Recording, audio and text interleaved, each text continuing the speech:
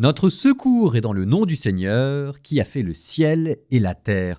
Aujourd'hui, 90e jour de la Bible en un an. Peut-être aussi le suivez-vous à votre propre rythme, mais dans les deux cas, écoutez, ça fait déjà un bon bout de chemin parcouru et on peut se dire maintenant que le reste va relativement bien se passer parce que nous voilà de retour dans l'Ancien Testament.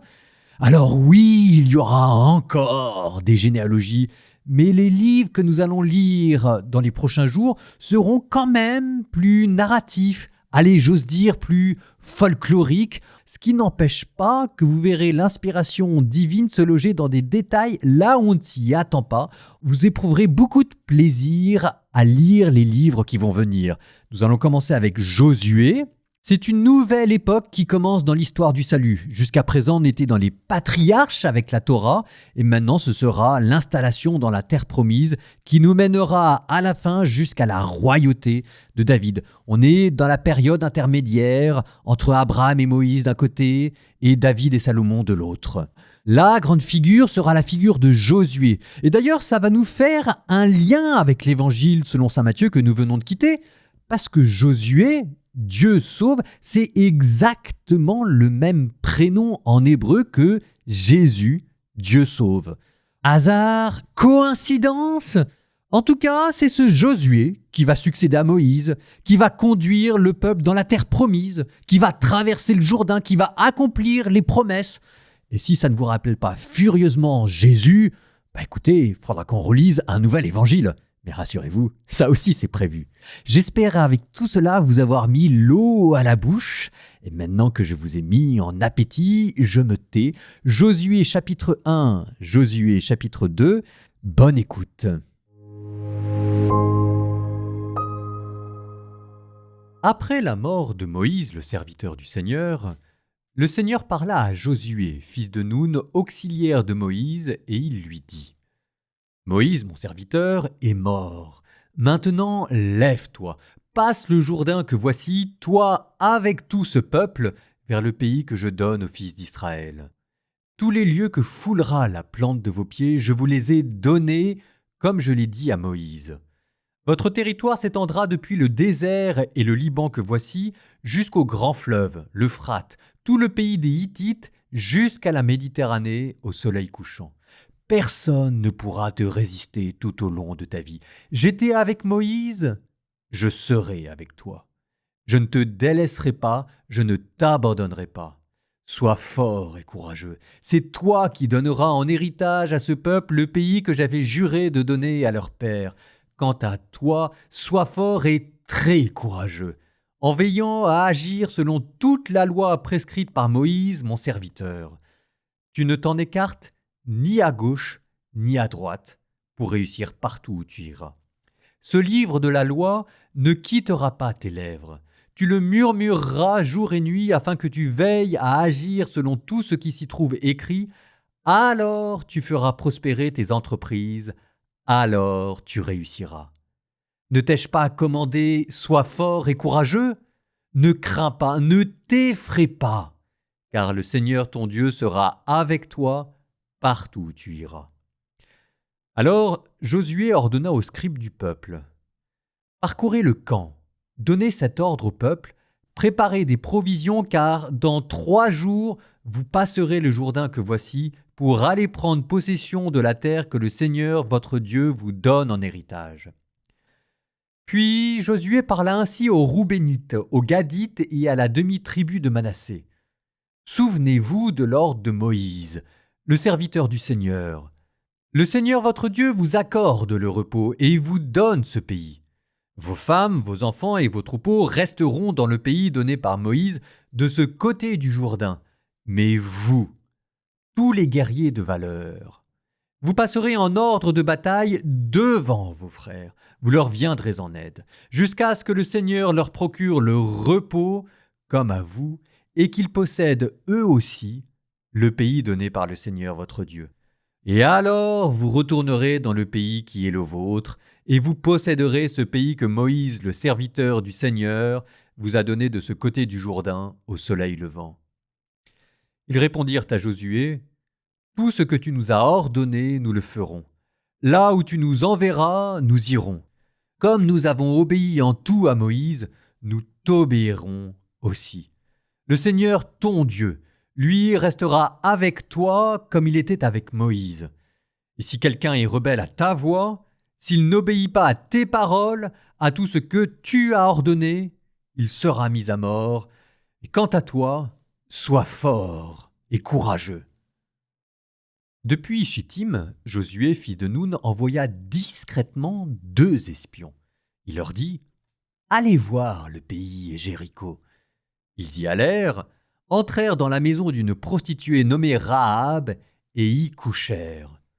On dit au roi de Jéricho « Des hommes sont entrés ici cette nuit, des fils d'Israël pour reconnaître le pays. » Alors le roi de Jéricho envoya dire à Rahab « Fais sortir les hommes qui sont venus chez toi, qui sont entrés dans ta maison, car c'est pour reconnaître tout le pays qu'ils sont venus. » Mais la femme emmena les 2 hommes et les cacha. Puis elle dit « Oui, ces hommes sont entrés chez moi, mais je ne savais pas d'où ils venaient. Ils sont sortis quand, à la nuit tombante, on allait fermer les portes de la ville. Je ne sais pas où ils sont allés, dépêchez-vous de les poursuivre et vous les rattraperez. » Or, elle les avait fait monter sur le toit en terrasse et les avait cachés sous les tiges de lin rangées sur le toit. Les hommes du roi les poursuivirent en direction du Jourdain, vers le passage des gués, et l'on referma la porte dès que les poursuivants furent sortis. Quant à eux, à peine étaient-ils allongés que Rahab monta près d'eux sur le toit et leur dit « Je sais que le Seigneur vous a donné ce pays, que la terreur s'est abattue sur nous et que tous les habitants du pays ont été pris de panique à votre approche. Nous avons entendu dire que le Seigneur avait asséché devant vous l'eau de la mer des roseaux lors de votre sortie d'Égypte, et ce que vous avez fait aux 2 rois des Amorites, à Shéon et à Og, de l'autre côté du Jourdain. Vous les avez voués à l'anathème. Nous l'avons entendu dire, et notre courage a fondu.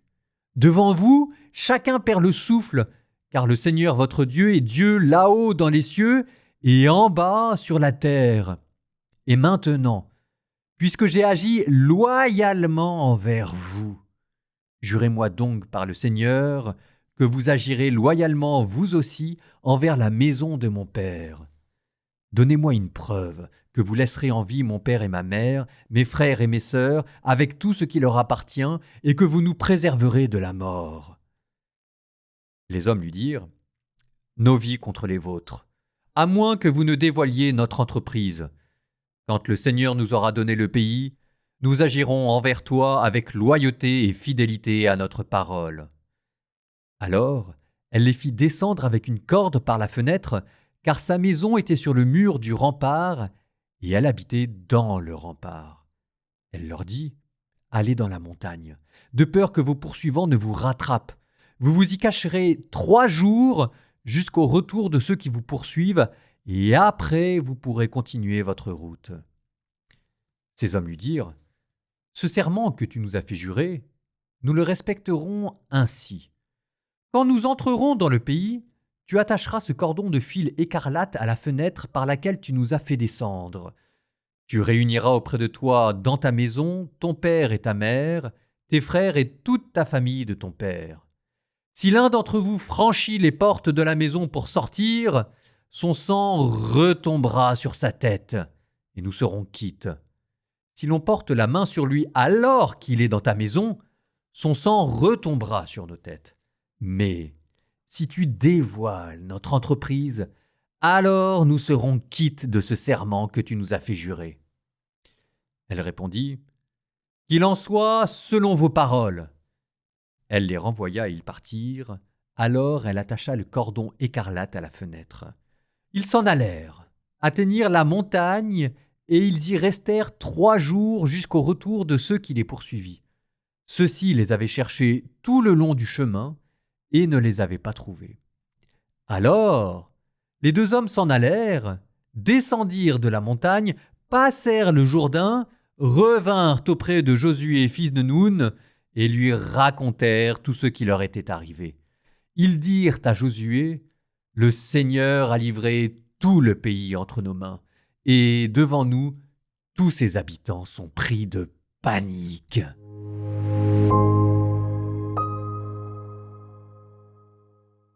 Ah ça oui, le rédacteur a bien bossé pour que la couture entre le livre de Josué et la Torah passe crème. Il y avait les mentions de Moïse, on vous a même rappelé sa mort pour que la suture soit très précise et que l'on vous rappelle exactement où nous en sommes dans l'histoire sainte. Nous étions à la fin du Deutéronome avec la mort de Moïse, devant le Jourdain, prêt à entrer en terre sainte. Tout le monde raccroche les wagons ? Mais vous aviez aussi ces explorateurs qui n'étaient pas sans vous rappeler dans le livre des Nombres, ceux-là même qui partirent explorer le pays et qui alors avaient refusé de le conquérir. Ou encore Rahab avec son fil écarlate à la fenêtre qui vous rappelle le sang que les Juifs avaient mis sur le linteau de la porte pour se protéger de l'ange exterminateur lors de la nuit de Pâques. Ou encore cette insistance curieuse sur ces deux tribus ennemies qui n'avaient pas voulu traverser le Jourdain mais s'établir à l'est. Il y a là comme une insistance curieuse, quelque chose de pas bien réglé. C'est bizarre, ces deux tribus ennemies qui n'ont pas envie de traverser le Jourdain. Faudra qu'on y revienne. Et puis vous retrouvez aussi cette fabuleuse ironie biblique. Vous vous souvenez, j'avais appelé ça le grincement de dents. Enfin, c'est quand même curieux que nos explorateurs, le premier lieu où ils vont dans une ville étrangère, c'est d'aller chez les prostituées. Et ensuite qu'ils reviennent tout fiers raconter leurs exploits en disant que les habitants sont pris de panique, alors que eux ont passé leur séjour à se planquer soit dans une maison, soit sur un toit, soit dans une montagne. Ne soyez pas dupes. Et enfin ce refrain, sois fort, sois courageux, et que vous avez entendu 4 fois si vous les avez comptés. Et de fait, il en faut du courage pour conquérir un pays qui ne vous appartient pas. Mais regardez exactement où se trouve ce courage. Quant à toi, sois fort et très courageux en veillant à agir selon toute la loi prescrite par Moïse, mon serviteur. Où se trouve le courage ? Dans l'obéissance à la Torah. Pas dans les exploits militaires ou dans la force. Le principal lieu du courage pour un Israélite, c'est dans l'observance de la Torah. Et là, Dieu fera des miracles pour vous. Ça, c'est en fait votre arme secrète. Non seulement pour les Israélites, mais pour vous aussi. Car derrière Josué, c'est Jésus, et derrière la Torah, c'est l'Évangile. Votre arme secrète à vous, elle est là. Obéissez à l'Évangile, Dieu s'occupe de tout le reste, reposez-vous sur lui. Petite transition poétique maintenant. Psaume 44. D'heureuses paroles jaillissent de mon cœur quand je dis mes poèmes pour le roi, d'une langue aussi vive que la plume du scribe. Tu es beau, comme aucun des enfants de l'homme, la grâce est répandue sur tes lèvres.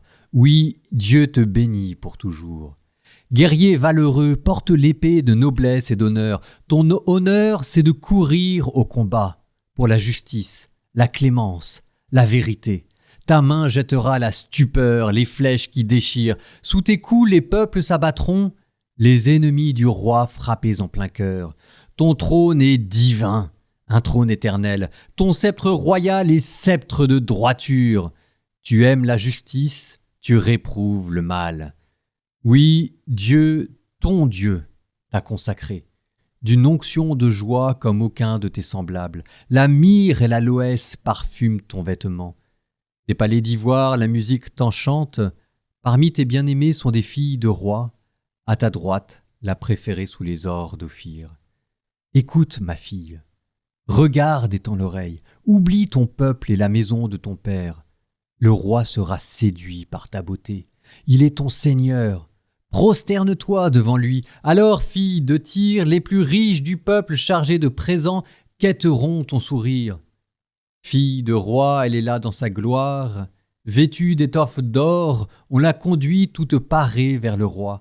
Des jeunes filles, ses compagnes, lui font cortège. On les conduit parmi les chants de fête.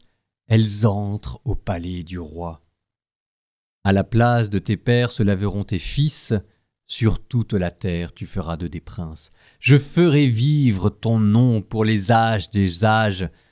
Que les peuples te rendent grâce, toujours, à jamais.